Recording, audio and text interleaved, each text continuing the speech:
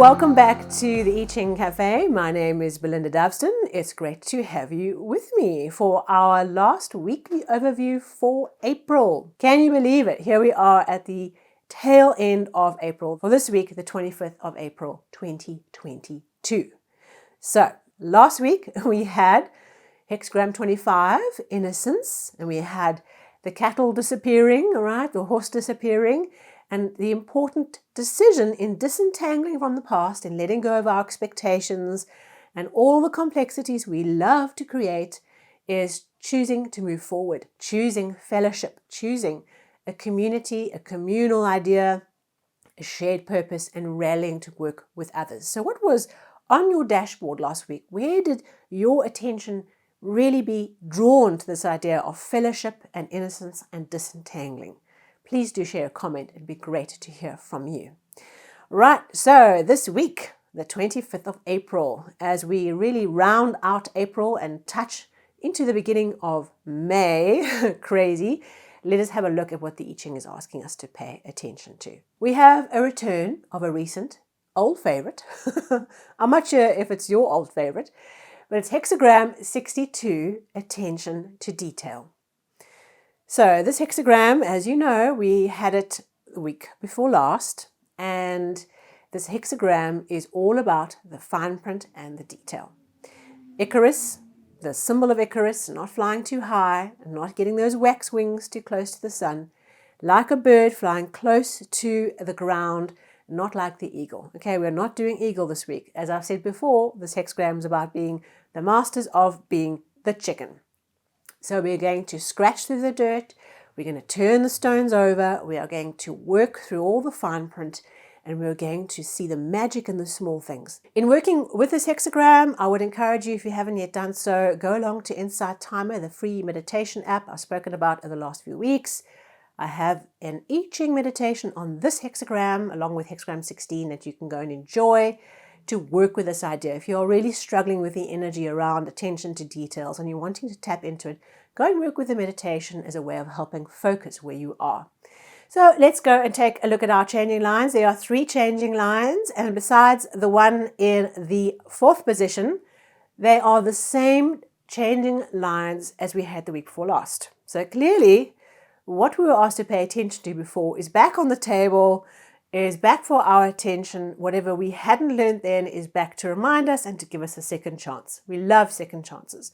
Okay, so let's have a look. Our one in the 1st position is all about, as you remember, staying low, grounded, ear to the ground, stay low and humble. This changing line is also about be wary of not trying to impress people. What do you have to impress someone for? Why? Why boast about things that you haven't yet done and say that you have done?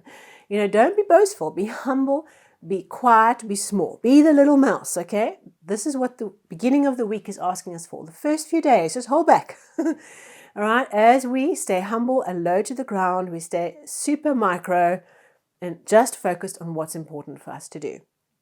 Then we have the changing line in the 4th position. And the 4th position is on the top half. So we've crossed the chasm in the middle. The bottom 3 lines are the first trigram. The next 3 lines are the top trigram. And in the middle, we have transitioned, okay? So what this line says is we have a transition through the dangers of this transition point, the dangers inherent in trying to be too big when we need to be small and paying attention to those details. But we have to realize, if we look back, we will see the danger that we missed, okay? Because we were picking apart the details, right? Perhaps you realize that there was an oopsie in a contract or something that you could have missed if you weren't paying attention to the details, and you realize, oh, well, that was a close one. That would have been a real disaster. Okay, and in that process, learn from it, don't look back, and keep going.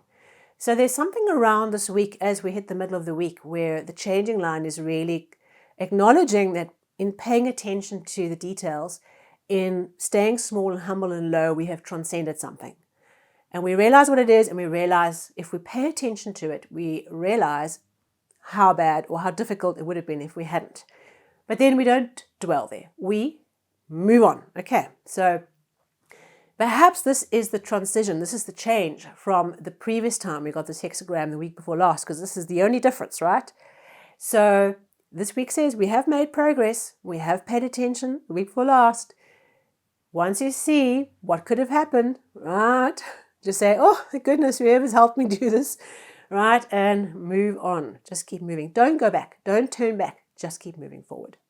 And of course, as you remember from the week before last, our changing line in the 5th position speaks about connecting with someone who's in retreat, talking to someone who's in retirement, reaching out for help, insight, or a solution from someone who has experience, perhaps, who's left your industry, who's perhaps been through a similar journey to you but has moved on. This is all about hunting down the person in the cave who has retreated, the hermit, and capturing them and bringing them back to help you. Okay, so when you face an obstacle this week, as I encourage you to do in the week before last, is to take the issue that's a difficulty and say, who's in retirement who could help me with this problem? And go and ask for their help. Okay.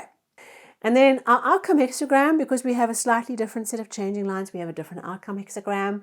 And our outcome for this week is hexagram 63, after completion. This hexagram is one of the 2 hexagrams in the set of 64 that deals with the end, completion, reaching the end of a phase, a project, a process, a learning cycle, a relationship, whatever it might be.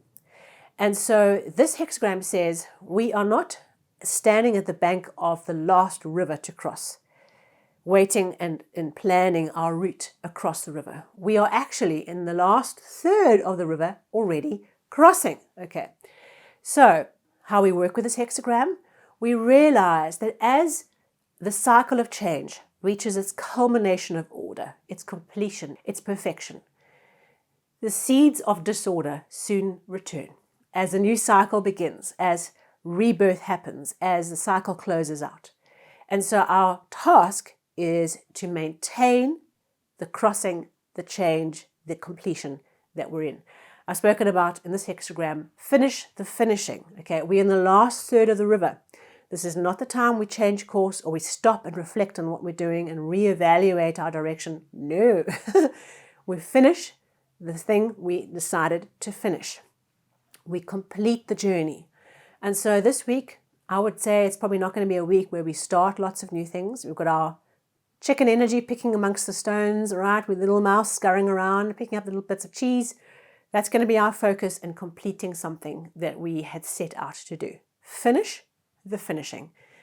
Make a list of all the things that are unfinished business that you need to finish or are finishing, and put the energy in to finish them well. Create order by closing things off. Right. So please like, share, and subscribe. It would be great to have you join the channel so you get episodes on the podcast platforms and on YouTube as they go live.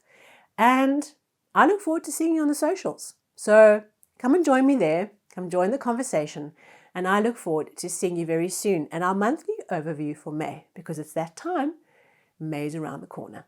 Thank you so much.